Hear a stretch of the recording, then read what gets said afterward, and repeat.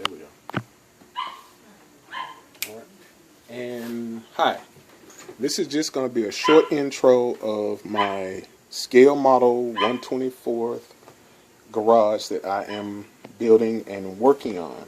I've been working on this for the past few months with every scrap of whatever I can think of. I'm going to call it Cable's Garage, and it's associated with Don Mega 88 Industries.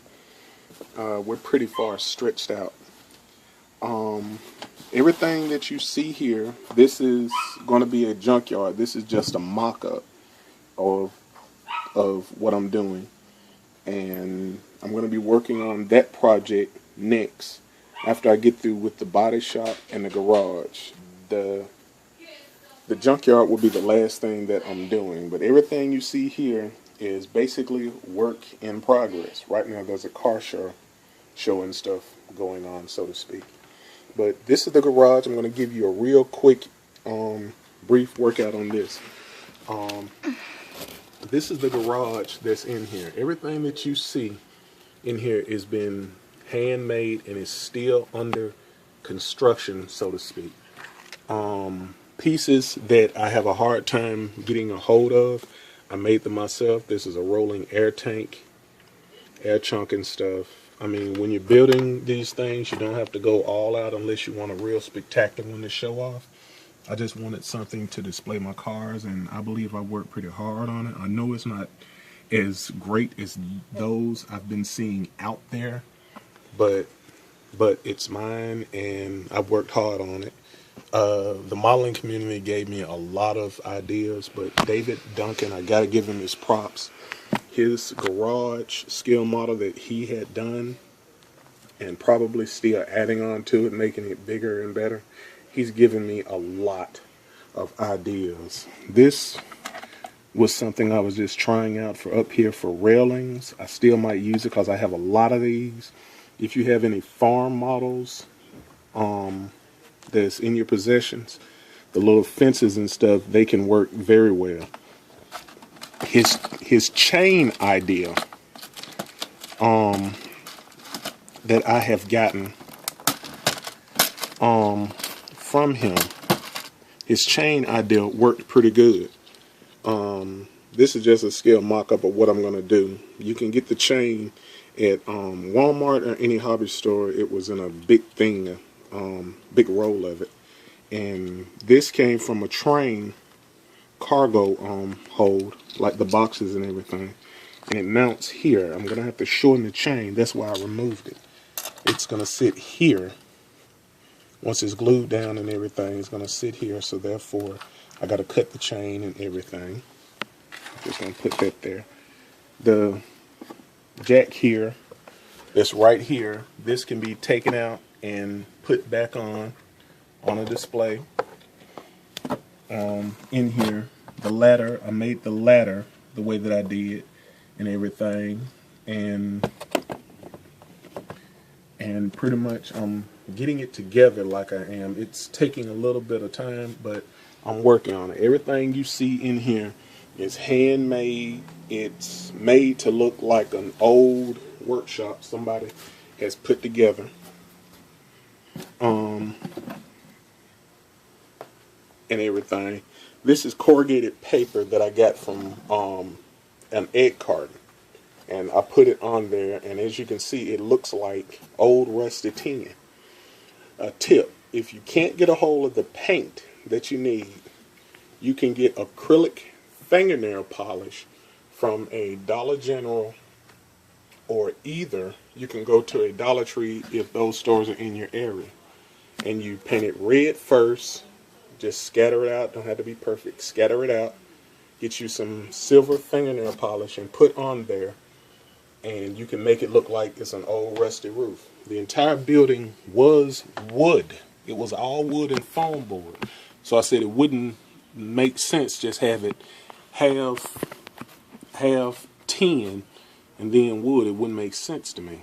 So I put it all around here to make it look like an old tin garage. Somebody has got it, purchased it, or whatever, and this is what they did. And the little pieces that's on here that you see is going to be like like did like that, but I gotta rust out everything. The cars you see are cars I have collected and everything. This one is real special to me. This one is very special to me and my wife. Basically, everything is like this. If you get model kits that have different things like this in here, those work good. That way that you don't have to go out and buy much of everything. Yep, roads closed right there, so there won't be no filming in there. Now these are all metal models. There are a few plastic ones in here. Any plastic models that I get or come across, they'll be used in a junkyard. If you all have any donor cars that you don't want, that are scrapped, broken, you don't plan on any using them, if you don't want them, I'd like to take them off your hands. I don't know if you'll sell them or give them to me free to help me get started in the model world. I'm limited on funds and everything, but what I can get this trailer right here. I built this trailer because I've seen the prices of some of the trailers, and this is my first time doing any of this, and I did it off the top of my head. Made my own chains. These pieces and this right here, those are fences that came from a farm. This trailer hitch came from a farm trailer and stuff. Little pieces like that came from different other farming things, like buildings and stuff. I know the railings and the ramps came from a farmhouse that I cut, shaped, took a soldering iron and melted in. If any of y'all know about using a soldering iron, you can melt different parts together, but you have to move fast, because if you don't, you'll completely melt your entire project, and you'd have to start over from scratch. And believe me, it's not pretty for those that done modeling. I made my own welding machine, rollers. I made my torches from using cigar tubes. I mean, it's easy. Like David Duncan said, use your imagination. So I followed his advice and I used my imagination. You can get lights like this from a dollar store that you can get, put in there for a lamp. If you have old train cars that's not working, take this. This, like I said, work in progress. That's going to be an air tank. This car was in pieces. I put wheels from another vehicle on there. That's metal. Me and my daughter, we built this and put this together. It's metal. It was her idea to take the wheels that belong on that truck right there that was intended to make it look more flashy. I kept the original ones on there. She said those look better because of the color. And it was her idea to put these on there. She helped assemble this entire vehicle and made a punch truck, so to speak. This is designed for that trailer. This right here is an old tow truck that I put together from spare parts. I gotta continue working on everything, but like I said, and like my daughter said, this is just an intro. These are the cars and everything that I'm doing. This is a model that I have worked on and everything. I didn't have a mock-up, so what I did was, this is pieces from other parts, like a kit bash thing. My first time attempting a kit bash, but I've been known to come up with some of the oddest vehicles you can imagine and make up, as you will see. Car combinations. I wish it was a section where you come up with different car combinations and truck combinations using 18-wheeler parts. But this is what this is from. The entire frame is not a diesel frame from a Peterbilt, but you can take a Peterbilt frame chassis and you can put like this new model F1, like the one David Duncan was working on. You can take that and put that on a Peterbilt frame, modify it how you want to where it will fit. If you take the back of a Peterbilt 139, I hope that's the right number, you can take it, cut it, put the frame on it, but it would be hard unless you can work it out yourself to put that body onto that frame of that truck and chassis. I hope I had all that right and everything. Like I said, I'm limited on film right now. My daughter is reminding me this is just supposed to be an intro, not a full interview upon this. But everything you see, this is what I've done and did. I even made this trailer out of not popsicle sticks, but skinny sticks and other parts from different models. My daughter loves this car. This is like the car from hell, so to speak. The burnt car right here that was totally burnt and everything, and it came back from the bowels of hell, so to speak. And this is what it turns into. These are from different parts and everything, from different vehicles. But it's a pretty wicked car. And pretty much that's it. Different things from different projects. And all this is just arranged like this, just so it can fit here. But it goes in a certain order. It comes apart in about 6 pieces, because I don't have a big enough area or board to put it on.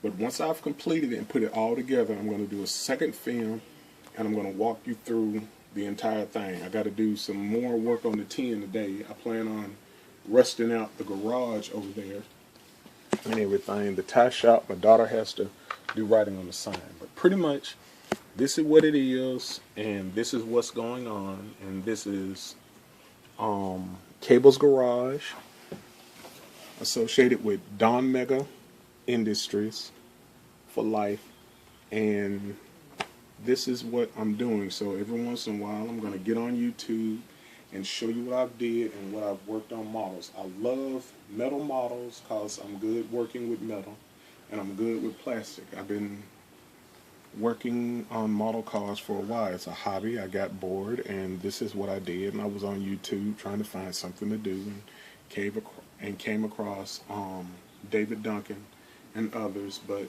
David Duncan, he actually inspired me more to work on my models, and I even look at old videos just to get even more ideas like the first time. So thank you all for watching this video. Like I said, I know it's not spectacular, but it's something that I came up with, and I am very proud because I didn't think that I would ever make something like this, which I can build things. I just didn't think I could build a scale model universe, so to speak, of everything. That's a tire machine over there as well. And like I said, everything is actually from scratch. Every single thing from every single piece. If you have models, like I said, and you're short on cash, short on money, use those models, improvise, and come up with different ways to shape them, put them on there, make it all good. This is Cable and Jacqueline signing off, and God bless, and be good.